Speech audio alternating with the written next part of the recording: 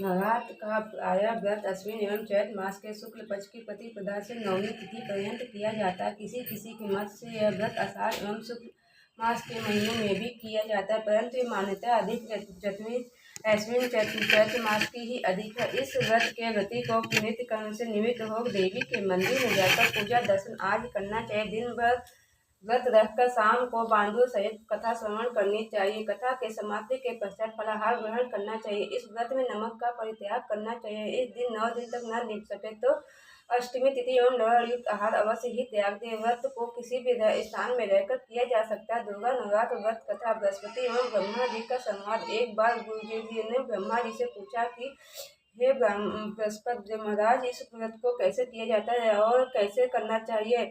अनर्थ ब्राह्मण एवं सुमति की कथा। बृहस्पति का व्रत सुनकर ब्रह्मा जी ने कहा, हे बृहस्पति, पूर्ण कांड में जिसने व्रत को किया था, मैं इसका तुरंत वृतांत तुम्हें सुनाता हूँ, तुम सावधान होकर सुनो।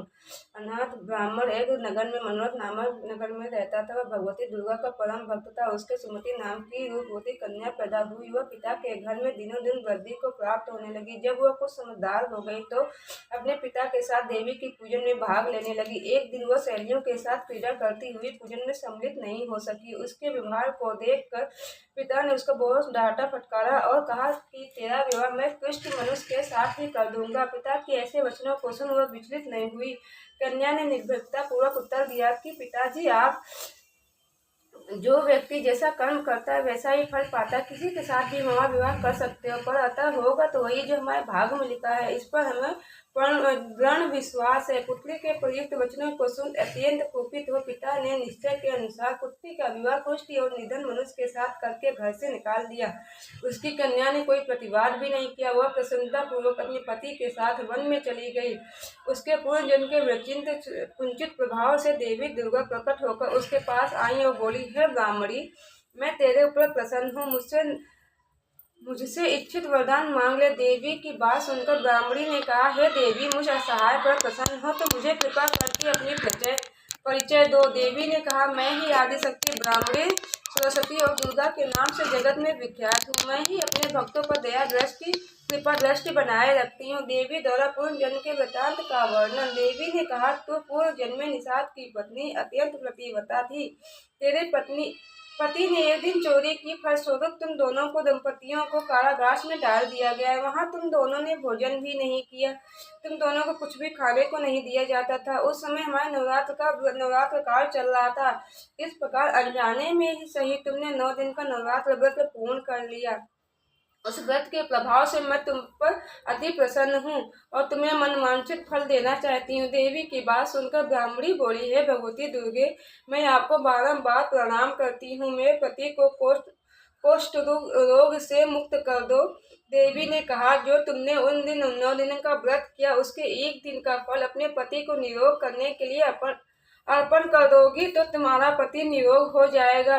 ब्राह्मणी ने फलस्वरूप संकल्प लेते ही उसका पति निरोग वाला हो गया, तदंतर सुंदर शरीर वाला हो गया। तदंतर वह ब्राह्मणी ने खुद पिता का इतिहास देवी को सुनाकर बारंबार स्तुति करने लगी।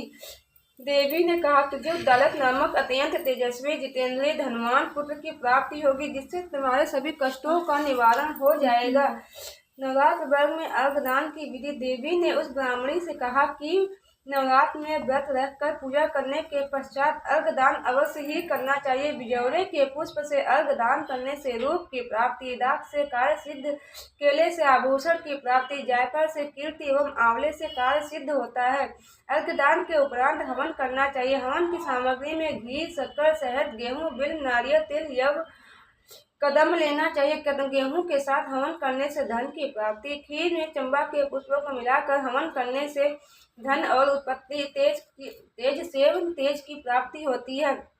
आंवले द्वारा हवन करने से वृद्धि एवं केले से पुत्र उत्पत्ति की प्राप्ति होती। कमल के पुष्प से राज की सम्मान तथा घी, शक्कर, शहद, नारियल, यव और तिल की संविदा से हवन करने पर अभीष्ट सिद्धि की प्राप्ति निश्चित रूप से होती। हवन के पश्चात ब्राह्मण को प्रणाम कर दक्षिणा प्रदान करे। ब्रह्मा जी बोले, हे बृहस्पति, ब्रह्मा जी को इस तरह नवरात्र व्रत की विधि बताकर मां से देवी अंतर्ध्यान हो गई। नवरात्र व्रत इस नवरात्र व्रत के करने से अश्वमेध यज्ञ का फल मिलता है। नवरात्र व्रत में ब्राह्मण को दान देने से करोड़ों गुना फल मिलता है। नवरात्र व्रत में मानव की संपूर्ण कामनाएं सिद्ध हो जाती हैं।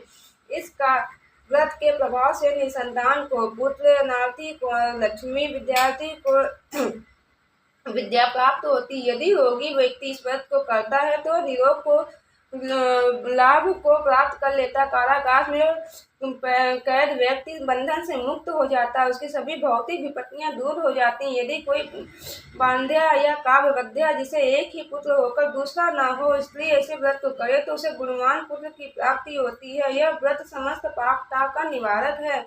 संसार का कोई प्राणी ऐसा नहीं जो इस व्रत के द्वारा अभीष्ट सिद्धि को प्राप्त न कर सके। इस व्रत को न करने वाला मानव सदैव सांसारिक दुखों से घिरा रहता है। उसके शरीर में कुष्ठ रोग हो जाता है और वह संतान से रहित रहता है। व्रत के फलस्वरूप निर्धनता के कारण क्षुधातुर पृथ्वी पर निर्भरता से घूमता फिरता है और अंत में उसकी वाणी का भी लोप हो जाता है।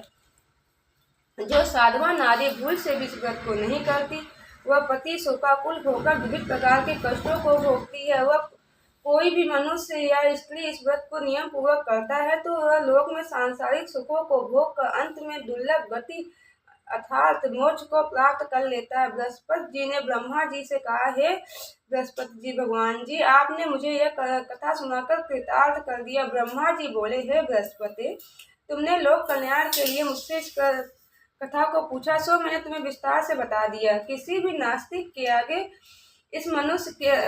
नास्तिक एवं श्रद्धा विहीन मनुष्य के आगे व्रत का कथन करना ही नहीं चाहिए। तदंतर बृहस्पति जी ने ब्रह्मा जी को बारंबार प्रणाम किया।